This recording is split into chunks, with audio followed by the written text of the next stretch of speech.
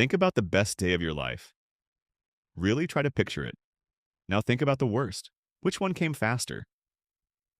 For most people, the bad memory arrives first, sharper, more detailed, more alive. And that's not a coincidence. Your brain was built that way, not to make you suffer, but to keep you alive. This is the story of why your mind holds on to pain, and what that tells us about what it means to be human. Psychologists call it negativity bias. It's a simple idea with a profound consequence. Your brain processes negative experiences more deeply than positive ones. It spends more energy on them, it stores them with more detail, and it retrieves them faster. In the 1990s, researcher John Cacioppo ran a series of experiments. He showed people images, some pleasant, some neutral, some disturbing, while measuring the electrical activity in their brains. The negative images triggered a significantly stronger response. The brain quite literally worked harder when something went wrong. But why? The answer goes back a very long time. Imagine you are an early human, living on the African savanna 100,000 years ago. You find a new berry bush. You eat from it. The berries are sweet. A good day. The next week, you walk into tall grass and a lion charges. You run. You survive. A terrible day. Now, here's the question your brain has to answer. Which of these two events is more important to remember? The berry bush or the lion? Getting the berry bush wrong means you miss a snack. Getting the lion wrong means you are dead. This asymmetry shaped every human brain that exists today. The ancestors who remembered threats more vividly than rewards, they survived. They had children. We are their descendants. Negativity bias is not a flaw, it is a feature. An ancient survival system still running inside a modern mind.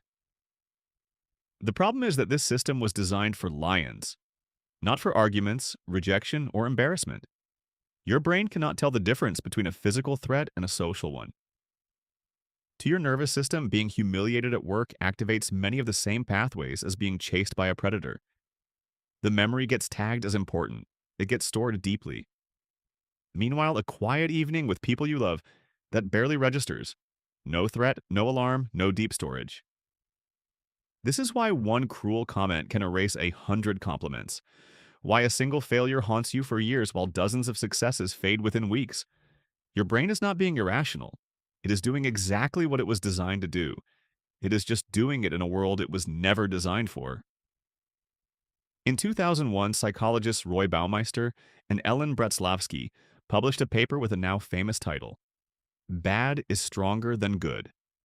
They reviewed decades of research across memory, relationships, emotion, and learning. Their conclusion was consistent across every domain. Negative events leave a deeper imprint. Bad feedback hurts more than good feedback helps. Losing money feels worse than gaining the same amount feels good. Traumatic memories last longer than joyful ones. They estimated that it takes approximately 5 positive experiences to offset the psychological weight of a single negative one. 5 to 1. That ratio has become one of the most referenced findings in modern psychology. So what do you do with this? You cannot rewire 100,000 years of evolution, but you can understand what is happening. And that understanding changes something. The bad days feel permanent because your brain wants them to. The good days fade because your brain decided they were safe to let go. Neither is the full story of who you are.